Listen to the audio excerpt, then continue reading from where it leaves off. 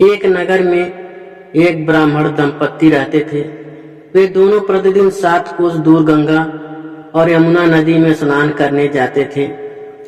इतनी दूर आने जाने से ब्राह्मण की पत्नी थक जाती थी।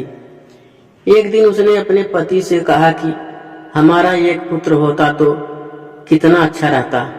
पुत्र के बहू आती तो हमें घर वापस जाने पर खाना बना हुआ मिलता और बहू घर का काम भी कर देती। अपनी पत्नी की बात सुनकर ब्राह्मण ने कहा कि तूने बात तो सही कही है, चल मैं तेरे लिए बहू ला ही देता हूँ। ब्राह्मण ने कहा कि एक पोटली में आटा डालकर कुछ मोहरे रख दे।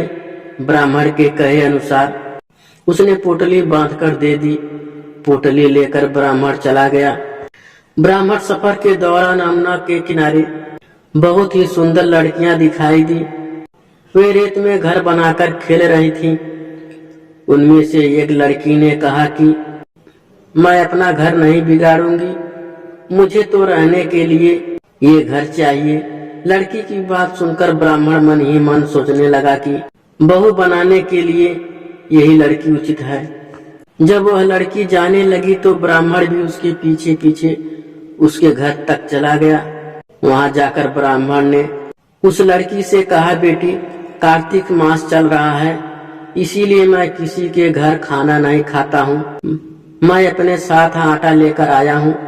तुम अपने माता से पूछो कि क्या वह मेरे लिए आटा छानकर 4 रोटी बना देंगी। यदि वह मेरा आटा छानकर रोटी बनाएंगी तो मैं रोटी खा लूंगा। लड़की ने जाकर अपनी माँ को ये सारी बात बताई। माँ ने कहा, उचित है, जाकर ब्राह्मण देव से कह दो कि वह अपना आटा दे दे, मैं रोटी बना दूंगी। जब वह आटा छानने लगी तो आटे में से मोहरे निकली। वह सोचने लगी कि जिसके आटे में इतने मोहरे हैं उसके घर में कितनी मोहरे होंगी।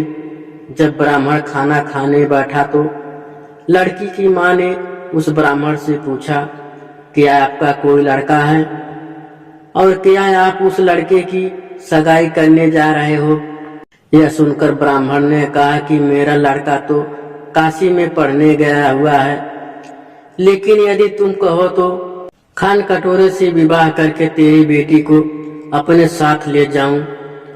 लड़की की माँ ने कहा, ठीक है ब्राह्मण देव। इस पर लड़की की माँ ने लड़की की खान कटोरे से शादी करके ब्राह्मण के साथ भेज दिया।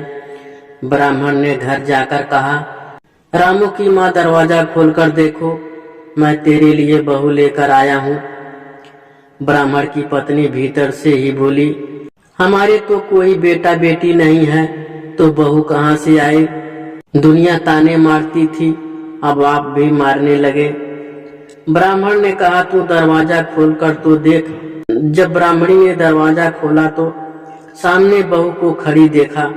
उसने बहू का स्वागत किया और आदर सत्कार से अंदर ले गई।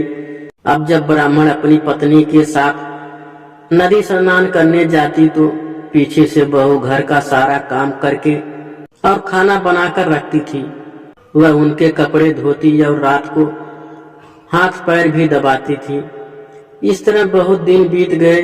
ब्राह्मणी ने अपनी बहू से कहा कि बहू कभी भी चूल्हे की आग मत बुझने देना और मटके का पानी खत्म मत होने देना। परंतु एक दिन चूल्हे की आग बुझ गई। यह देखकर बहू घबरा गई और भागी भागी अपनी पड़ोसन के पास गई और कहा कि मेरे चूल्हे की आग बुझ गई है, मुझे थोड़ी आग चाहिए। मेरे सास ससुर सुबह 5 बजे से गए हुए हैं, वह थके हुए घर आएंगे, इसीलिए मुझे उनके लिए खाना बनाना है। यह सुनकर पड़ोसन ने कहा कि तू तो बावली है, तुझे यह दोनों मिलकर पागल बना रहे हैं। उनके कोई पुत्र नहीं है, ये निसंतान है।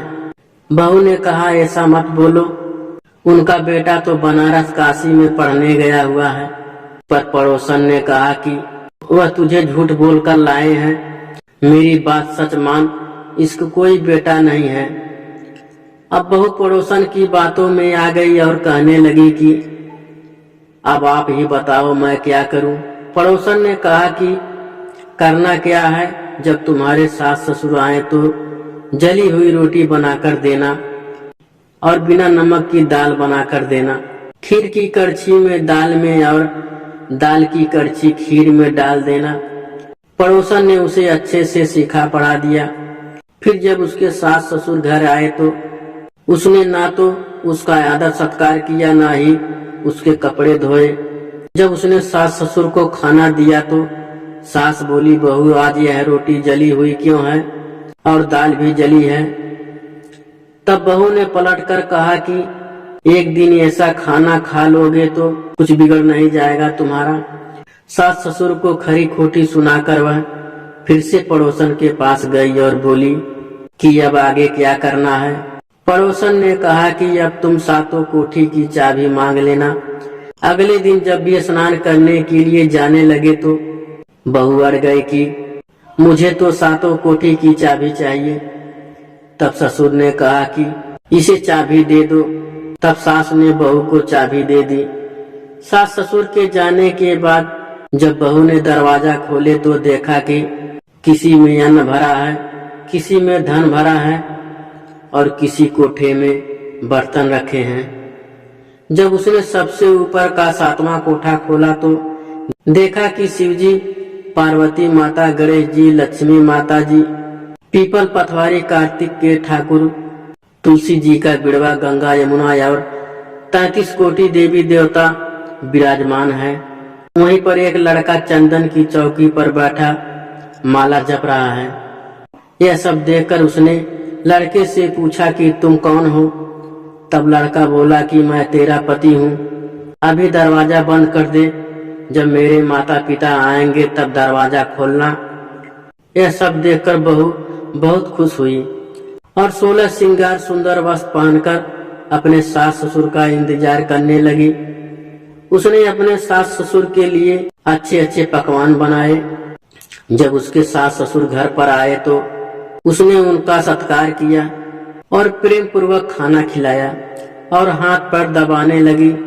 पैर दबाते हुए बहू ने कहा कि माँ, आप इतनी दूर गंगा यमुना स्नान करने के लिए जाती हो तो आप थक जाती हो, इसीलिए आप घर पर ही स्नान क्यों नहीं करती हो। यह सुनकर सास कहने लगी कि बेटी, गंगा यमुना घर पर तो नहीं बहती हैं।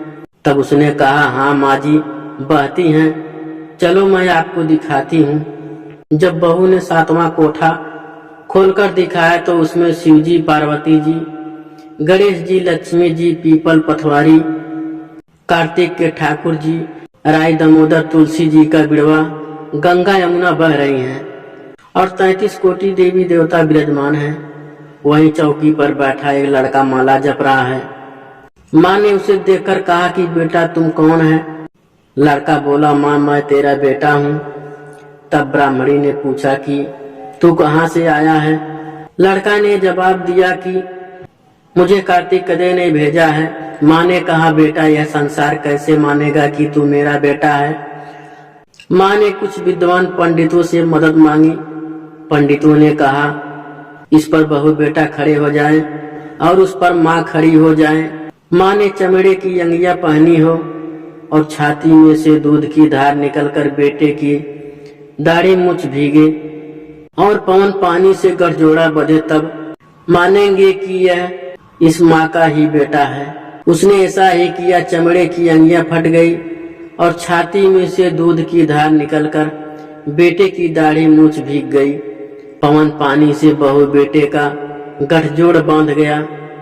यह सब देखकर ब्राह्मण और उसकी पत्नी की खुशी का ठिकाना न रहा। तो यह भी कार्तिक मास की कथा है। कार्तिक के ठाकुर जैसे ब्राह्मण और ब्राह्मणी को बहू बेटा दिया, वैसे सबको देना।